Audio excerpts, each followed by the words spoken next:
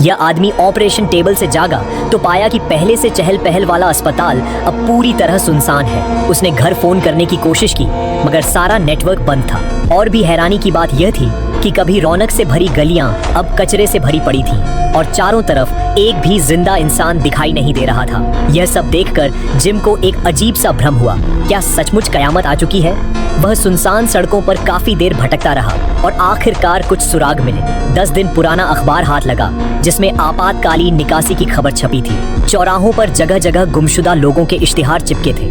साफ था कि अचानक कुछ ऐसा हुआ जिसने हजारों लोगों की जान ले ली। जिम उलझनों में घिरा एक चर्च में दाखिल हुआ मगर जो मंजर उसने देखा वह होश उड़ा देने वाला था।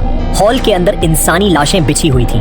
उसने झिझकते हुए आवाज लगाई, तभी अचानक 2 परछाइयां उन लाशों में से उठ खड़ी हुई। जिम के दिल में अनजाना डर समा गया।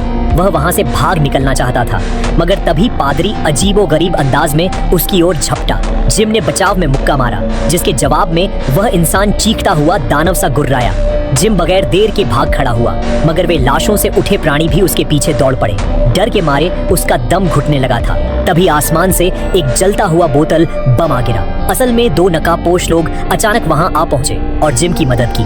मगर हैरत की बात यह थी कि वे प्राणी आग में जलने के बावजूद पीछा नहीं छोड़ रहे थे जब तक कि पास के पेट्रोल पंप में धमाका न हो गया और सब राख में न बदल गया। जिम टूटे हुए स्वर में चिल्लाया, आखिर ये चीजें हैं क्या? नकाबपोश उसे एक शॉपिंग मॉल के तहखाने में ले गए और सारा हाल बयान करना शुरू किया। कहानी पीछे जाती है 28 दिन पहले। कुछ जानवरों के हक में काम करने वाले लोग चोरी छिपे एक लैब में घुसे। उन्हें खबर मिली थी कि यहाँ गोरिल्लाओं पर गैर कानूनी प्रयोग हो रहे हैं। वैज्ञानिक बार बार चेतावनी दे रहे थे कि इन गोरिल्लाओं में डाली गई वायरस बहुत संक्रामक है मगर कार्यकर्ताओं ने उन्हें आजाद कर दिया। उस दिन के बाद से एक वायरस जिसे गुस्सा कहा जाता है इंसानों में तेजी से फैलने लगा। यह इंसान के दिल में छुपी ख्वाहिशों को बढ़ाकर उसे सिर्फ हमला करने वाला जानवर बना देता था। सिर्फ 28 दिनों में न्यूयॉर्क और पेरिस दोनों तबाह हो गए और फिर दुनिया से उनका पूरा संपर्क टूट गया। जिम अपने कानों पर यकीन नहीं कर पा रहा था। वह तो बस अपेंडिक्स की सर्जरी के लिए कुछ दिन अस्पताल में रुका था और बाहर की दुनिया पूरी तरह बदल चुकी थी। वह तुरंत घर लौटकर माँ बाप से मिलना चाहता था। नकाबपोश आदमी माइक ने उसे संभालते हुए 2 नियम बताए। पहला नियम, कभी अकेले मत निकलो। दूसरा नियम, शाम के बाद बाहर मत निकलो जब तक बहुत मजबूरी न हो। अगली सुबह माइक और अन्ना के साथ जिम घर की ओर चल पड़ा। रास्ता खैरियत से गुजरा और वे जल्दी ही जिम के घर पहुंच गए। घर के अंदर बदबू और सड़न से उसका दिल बैठ गया। डर सच निकला। उसके माँ बाप बहुत पहले ही मर चुके थे। अलमारी पर अधूरी दवाइयां पड़ी थी। साफ था कि उन्होंने हालात से बचने के लिए खुद मौत को गले लगा लिया। तस्वीर पर लिखी आखिरी बात पढ़कर जिम का दिल टूट गया मगर जिंदगी तो चलनी ही थी। वे रात वहीं रुक गए। माइक और अन्ना सो गए मगर जिम ने अकेले मोमबत्ती जला ली। उसे अंदाजा नहीं था कि यह गलती जानलेवा साबित होगी। अचानक दरवाजा जोर से हिलने लगा और एक संक्रमित उस पर टूट पड़ा। माइक और अन्ना ने उसे बचाया मगर लड़ाई में माइक को काट लिया गया। बिना देर किए अन्ना ने खंजर से माइक को मार डाला ताकि वह दानव न बन जाए। जिम यह सब देखकर दहल गया और पहली बार समझा कि इस दुनिया में रहना कितना बेरहम हो चुका है। अब उनका घर भी महफूज नहीं रहा था। मजबूरन जिम और अन्ना रात में ही नए ठिकाने की तलाश में निकल पड़े। जिम और अन्ना शॉपिंग मॉल से निकलकर रास्ते में चल रहे थे कि अचानक सामने की एक ऊंची इमारत से नियॉन लाइटें चमकती दिखी। ये साफ था कि यह किसी बचे हुए इंसान का इशारा है। दोनों ने पास जाकर देखने का फैसला किया। इमारत की सीढ़ियों के रास्ते को शॉपिंग कार्ट से बंद किया गया था ताकि ज़ॉम्बी अंदर न घुस पाए। दोनों ने जल्दी जल्दी रास्ता साफ कर लिया मगर यह भूल गए कि उसे फिर से बंद भी करना है। नतीजा यह हुआ कि चढ़ाई के बीच ही कई ज़ॉम्बी बेधड़क अंदर घुस आए। दोनों जान बचाकर भागे मगर ज़ॉम्बी बहुत तेज थे। तभी एक हथियारों से लैस आदमी सामने आया और उन्हें अपने कमरे में खींच लिया। उसने अपनी ट्रेनिंग और हथियारों की मदद से आराम से उन ज़ॉम्बियों को मार गिराया। असल में यह नियॉन लाइटें उसी परिवार का काम थी। पिता फ्रैंक और उसकी बेटी एमी ने यह इसलिए लगाया था ताकि और बचे हुए लोग आकर उनसे जुड़ सकें। वायरस फैलने के बाद से वे घर से बाहर नहीं निकले थे। अब 10 दिन से बारिश न होने के कारण उनका पीने का पानी खत्म होने वाला था। तभी उन्हें रेडियो पर एक संदेश मिला जिसमें कहा गया था कि शहर के बाहर सेना ने एक सुरक्षित ठिकाना बनाया है जहां भरपूर राशन और सुरक्षा है। फ्रैंक पहले निकलने के खिलाफ था मगर इस संदेश ने उसका मन बदल दिया। दूरी करीब 3 दिन की थी और अकेले जाना नामुमकिन, इसलिए उसने नियॉन लाइटें जलाकर साथियों को बुलाना शुरू किया। अन्ना को इस खबर पर शक था मगर एमी ने थक कर कहा, क्या तुम्हारे पास इससे बेहतर कोई रास्ता है? आखिरकार सबने मिलकर एक गाड़ी सामान से भर दी और सफर शुरू किया। थोड़ी दूर जाकर वे एक सुरंग के सामने पहुंचे मगर रास्ता गेट से बंद था। फ्रैंक ने गाड़ी की रफ्तार बढ़ाकर उसे तोड़ डाला। रास्ता साफ हो गया, लेकिन गाड़ी का एक टायर फट गया और यह सुरंग ज़ॉम्बियों का इलाका थी। जब सब टायर बदल रहे थे तभी ढेरों चूहे भागे और साथ ही गहरी सुरंग से ज़ॉम्बियों की दहाड़ सुनाई दी। सबने मिलकर गाड़ी को उठाया और एमी ने बिजली की तेजी से टायर बदल डाला। जैसे ही ज़ॉम्बी पास पहुंचे वे सब गाड़ी में कूदे और उन्हें पीछे छोड़ते भाग निकले। कुछ देर बाद वे एक सुपरमार्केट पहुंचे। वहां हर तरह का सामान भरा पड़ा था। सबने जमकर खरीदारी की। फ्रैंक ने मजाक में एक क्रेडिट कार्ड भी फेंका, मानो सब कुछ पुराने दिनों की तरह हो। खाना पीना तो मिल गया, अब पेट्रोल की चिंता थी। गनीमत रही कि पार्किंग में उन्हें एक ऑनेल टैंकर मिला। फ्रैंक तेल निकालने में लगा और जिम अकेले पास की इमारत देखने गया। वहां फर्श पर एक लाश पड़ी थी। जिम ने शोर मचाया ताकि ज़ॉम्बी खींच आई और उसने डंडे से उन्हें बेधड़क मार गिराया। अब तक की किस्मत से वह सीख गया था कि इस दुनिया में जीना है तो डर भूलकर लड़ना होगा। कई दिनों की मुश्किल यात्रा के बाद वे रेडियो में बताए गए आश्रय स्थल पर पहुंचे, मगर वहां का नजारा देखकर सब टूट गए। जगह वीरान पड़ी थी, कोई सैनिक नहीं था। साफ था कि वह ठिकाना पहले ही ज़ॉम्बियों के कब्जे में आ चुका था। फ्रैंक गुस्से और मायूसी में इधर उधर घूम रहा था। तभी उसने देखा कि एक कौवा किसी मरे हुए सैनिक का मांस नोच रहा है। वह बर्दाश्त न कर पाया और उसे ठोकर मार दी। उसी पल ऊपर से खून की एक बूंद टपकी और उसकी आंख में चली गई।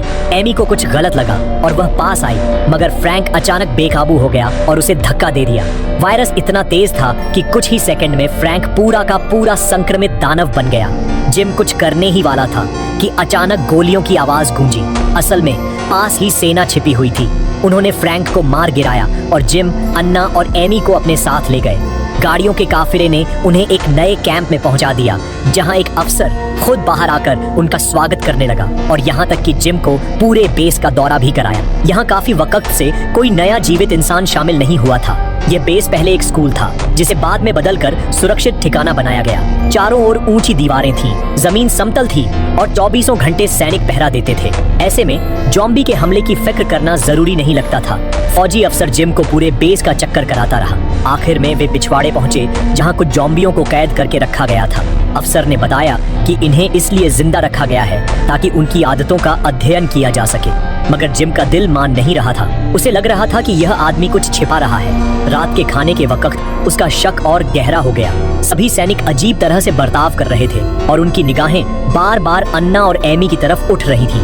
अचानक बाहर धमाके की आवाज आई।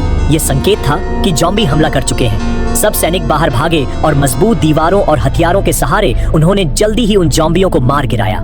वापस लौटते हुए उनकी आंखों के सामने अन्ना पड़ गई। कई दिनों से औरत न देखे इन सैनिकों का असली चेहरा सामने आ गया। वे खुलेआम अन्ना से छेड़छाड़ करने लगे। बाकी सब तमाशा देख रहे थे। बस एक सिपाही, हुजूर भाई कहे जाने वाला दाढ़ी वाला, ने गुस्से में उन्हें डांटा। तभी अफसर आ गया। उसने सबको पीछे हटाया, मगर साथ ही दाढ़ी वाले को भी सज्जा दी। फिर उसने अकेले में जिम से सच्चाई बयान की। असल में वे कोई असली सेना नहीं थे। असली फौज तो बहुत पहले ही हट चुकी थी। ये बस कुछ बचे हुए लोग थे जो जिंदगी बचाने के लिए संघर्ष कर रहे थे। अफसर ने अपने आदमियों को हौसला देने के लिए झूठ बोला और रेडियो के जरिए औरतों को बुलाने का जाल बिछाया। बाकी काम, उन औरतों के साथ क्या होना था, वह सब सैनिकों की मर्जी पर छोड़ दिया गया। यह सुनकर जिम के होश उड़ गए। वह तुरंत अन्ना और एमी को लेकर भागना चाहता था, मगर जैसे ही दरवाजे तक पहुंचा, सैनिकों ने उसे गिरा दिया। केवल दाढ़ी वाला सैनिक ही थोड़ा इंसानियत दिखा रहा था, लेकिन अकेला होकर वह भी हार गया और बुरी तरह पिटा। अफसर ने गुस्से में आदेश दिया कि जिम और उस दाढ़ी वाले को जंगल में ले जाकर गोली मार दो। रास्ते के दोनों तरफ ढेरों लाशें पड़ी थीं, जो साफ दिखा रही थी कि यह सब पहले भी हो चुका है। जब उन्हें मारने ले जाया जा रहा था, तभी हादसा हुआ। एक नए सिपाही की बंदूक गलती से चल गई। गोली दाढ़ी वाले को लगी और उसके साथ खड़ा दूसरा सैनिक भी घायल हो गया। इसी अफरा तफरी में जिम बिजली की तरह भाग निकला। 2 सैनिक उसके पीछे दौड़े, मगर वह लाशों के ढेर में छुप गया। जैसे ही वे आगे बढ़े, वह घने जंगल में गायब हो गया। उधर बेस में अन्ना और एमी की हालत खराब थी। सैनिक उन पर बुरी नीयत से झपटने ही वाले थे कि अचानक आसमान में हवाई हमले का सायरन गूंज उठा। दरअसल जिम उन्हें छोड़कर भागा नहीं था। वह बाहर ही छुपा बैठा था और पहले ही अपने दुश्मनों का इंतजार कर रहा था। भारी बारिश और पेड़ों की आड़ का फायदा उठाकर उसने तुरंत हमला बोला और एक सैनिक सैनिक को वहीं ढेर कर दिया। जब अफसर शोर सुनकर पहुंचा तो वहां सिर्फ एक ठंडी लाश पड़ी थी। वह कार लेकर भागना चाहता था, लेकिन देखा कि बिजली का सिस्टम पहले ही काटा जा चुका है। उसी वक्त दूर से कुछ ज़ॉम्बी उसकी ओर दौड़ते दिखाई दिए। घबराहट में उसने जल्दी से जीप उठाई और बेस की ओर ही लौट पड़ा, मगर जिम उससे पहले ही बेस पहुंच चुका था। उसने एक मैगजीन गोलियां चलाकर पिछवाड़े में बंद ज़ॉम्बियों की जंजीरें तोड़ दी।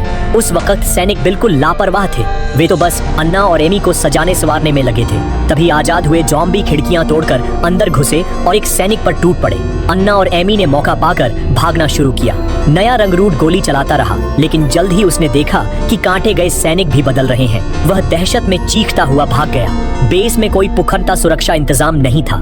नतीजा यह हुआ कि एक एक कर सभी संक्रमित होते गए। ऊपर से जिम छुपकर चालें चलता रहा, जिससे पूरा बेस देखते देखते तबाह हो गया। कुछ देर बाद जिम अन्ना और एमी से मिल गया, लेकिन अब बेस मौत का जाल बन चुका था। उन्हें फौरन भागना था। मैदान में एक फौजी गाड़ी खड़ी थी। एमी तुरंत ड्राइविंग सीट पर चढ़ी, मगर उसने पीछे छुपे अफसर को नहीं देखा। जिम झटके से ठिठक गया और तभी गोली उसके शरीर से टकराई। एमी ने बिना सोचे गाड़ी उलटी दौड़ा दी और तभी खिड़की से एक संक्रमित ज़ॉम्बी कूद पड़ा। कांच टूट गया और ज़ॉम्बी ने अफसर को बाहर घसीट लिया। उसकी दर्दनाक चीखें बारिश की रात में गूंज उठी। एमी ने मौका पाकर घायल जिम को गाड़ी में चढ़ाया और तीनों बेस से बाहर निकल भागे। कट होता है 28 दिन बाद। जिम का जख्म लगभग भर चुका है।